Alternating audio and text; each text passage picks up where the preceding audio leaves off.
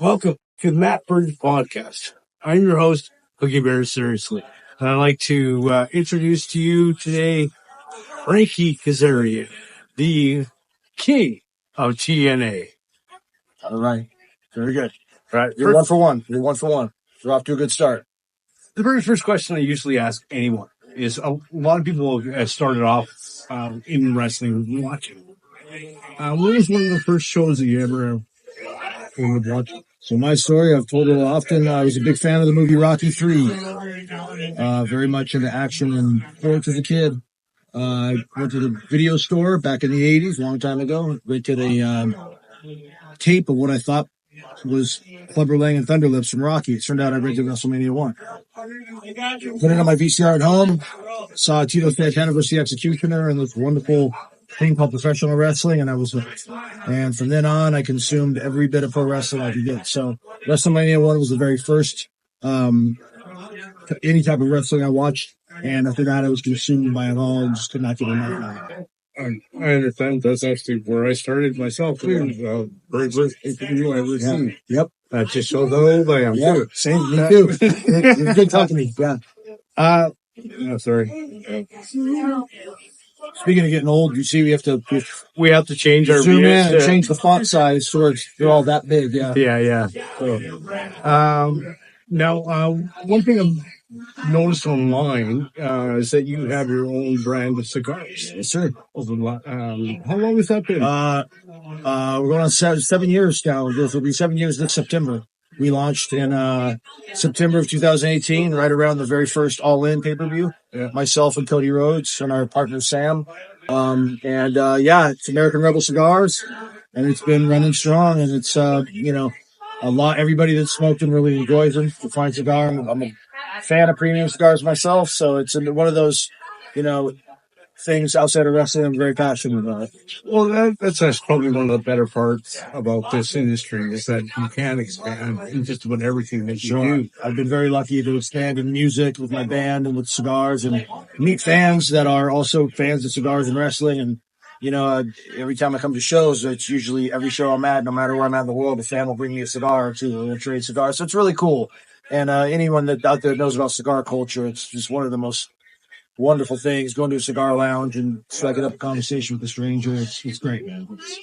That's why I had brought a cigar box here. Yeah, with me, and it was a kind of a tradition. After my uncle and I would, do some work in the yard, and that we would just kind of sit back and best time to do a hard day's work. Yeah, man, hard day's work. That's the best. Yeah. I'm just not the greatest one with it, but I enjoyed the time spent with my uncle. Yep. So it means something. Yeah. When my dad was alive, him and I would go on our back porch, listen to classic rock, and fire up cigars.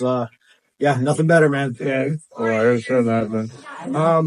Now, just leaving AEW, you talked to a few people about not having as much creativity. You're going into TNA. How has that changed for you? Yeah, for me, it was just time for me to branch out and, figure out what was next. I felt like I was in a rut. And, TNA is, a large body of my work is at TNA, and that's, kind of my home. And I had a very good relationship with Scott DeMore, still do. And he was calling the shots at the time, and he welcomed me back with open arms. So did the roster. And it's been a great ride. And I do have a lot of that. I'm given a lot of creativity and freedom and when it comes to storylines and matches and ideas. And we have an incredible team. Literally everybody from the men and women in the locker room to our amazing production team, to our agents, to our management. We're all working towards a common goal. And I think that's really starting to show. Our business is ticking up in every measurable metric. We're selling out everywhere we're going. We got a lot of buzz. A lot of it largely in part because of this NXT relationship with WWE. It's great. It's just a great time to be in that company. And I'm very, very proud to be like an elder statesman of TNA original. Do you find that yourself as more, even though you're an active wrestler, do you play a mentorship role because you've been in this business for 20 years? I mean, yeah, I never go out of my way to give people advice, but if people ask me my thoughts, my opinions, I certainly will give them to them. And there's a lot of very, hungry, incredible young talent there. The first one that pops in my mind is guy Leon Slater, just making waves, incredible athlete. I think he's 20 years old, and he is light years ahead of where I was mentally in the game.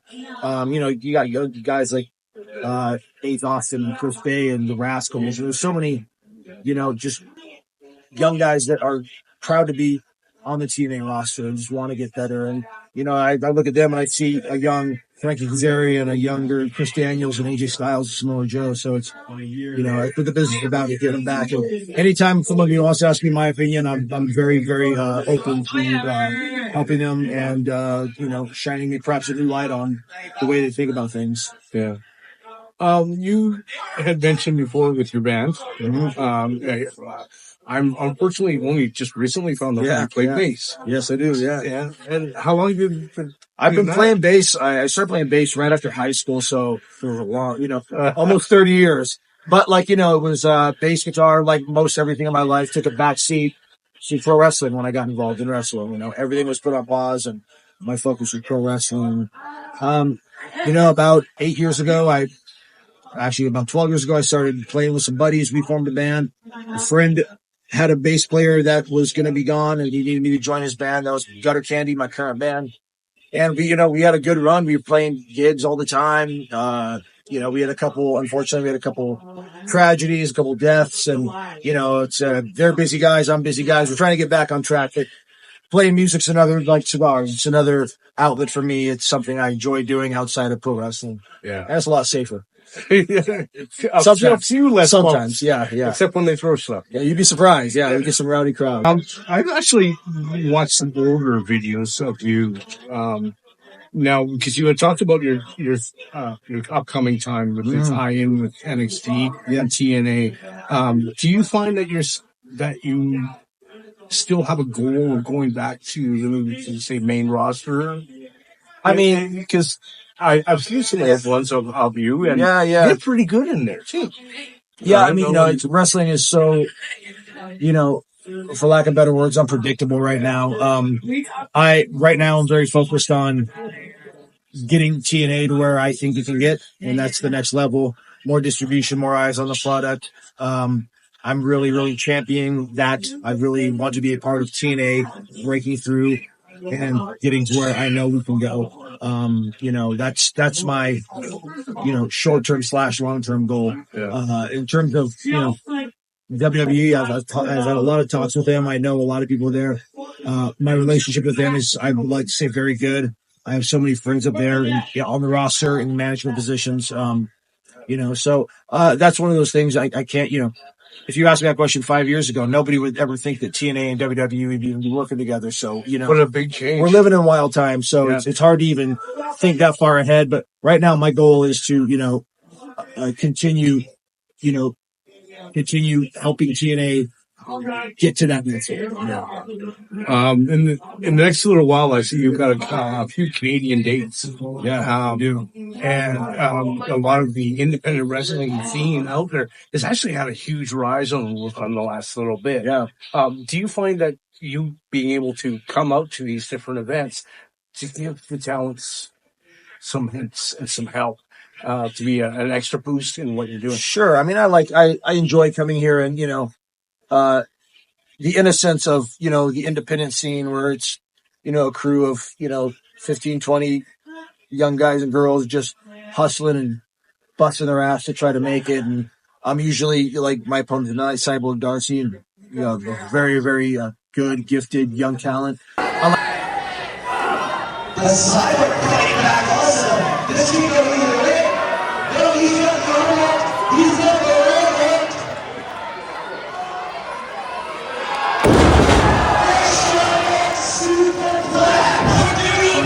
I like coming out here and seeing that spark because it reminds me of me when I was, coming up and just, having the opportunity to work, a quote unquote name and just getting to learn, So it's like, it's good to be in that position of the guy that can give them, maybe some pointers that they hadn't been given before. That's never lost on me. Yeah, I totally enjoyed the match. Thank you. Thank you very much. It'll be a pleasure to edit that. Oh, thank you. Awesome. Thank you. I think a lot of times when these, I don't know if names come to the independents, they sometimes feel they're a little overshadowed, but it's so important for everybody that's in the organization to see that, okay, this is not a bad thing. This is a great, and I think a lot of people who work in these systems also think the same thing. Yeah. It's like, well, this is a life. Yeah, they got a good thing going here, and like when I come to an independent, I want to give them the Frankie Kazarian experience. I want them to see the guy they see on television. I never want to cheat my audience. I never want to cheat my opponent. So it's I still, almost 27 years in, I still am having too much fun doing this stuff. Yeah. No ending in sight. No ending in sight, man. I stopped answering that question a long time ago because let's just put it this way. I know I have more years behind me than I do in front of me, but having said that, I'm having the time of my life. I'm having the best matches of my life. I'm doing the best work of my career. So, why quit now? Yeah. Well, okay. Is there somebody that in your professional life that you really want to face? I mean, that's another one of those open-ended questions. There's so many guys. I mean, like, first guy that comes to my mind is a guy like Randy Orton. Just never happened to work out, obviously, different companies, but he's a guy I admire so very much. He's just, I think his work is flawless. It's one of those guys. He was always one of those guys. People would ask me that question, and I would always say, it was Dolph Ziggler, Randy Orton. I've got the chance to wrestle him, and he's, that my expectations were met, and far exceeded. He's incredible. There's a lot of guys that WWE roster is loaded right now. I've worked with a lot of the guys that are there, a lifetime ago, but there's so many guys I would love to meet. If you would mind, tell them where they can find you. If you guys are into the social media thing, which I am because I have to be because I'm a pro wrestler. I'm on Twitter, Frankie Kazarian, Instagram, Frankie Kazarian Official. American Rebel Cigars. You can find those at Cyb0rg. I like chopping it up about a lot of things outside of wrestling. I'll talk to you all day long about music, about cigars, about horror movies, about just all types of stuff. So that's usually what I post about. Very little about pro wrestling other than advertising where I'm going to be and who I'm going to be beating up that night. Yeah. On your list of cigars, what are your favorites? Well, my American Rebel cigars, I'm biased, but those are good. The company Drew Estate, they make a lot of phenomenal cigars. I'm a big Metallica fan. Metallica released 2 cigars in the last few years. The Blackened cigar by Drew Estate. Very good. I love Arturo Fuentes. I love, Pavitas. There's a lot of them. There's a lot of, really depends on my mood. I've been on a Connecticut kick, lighter wrappers, Connecticut from obviously Connecticut, the state.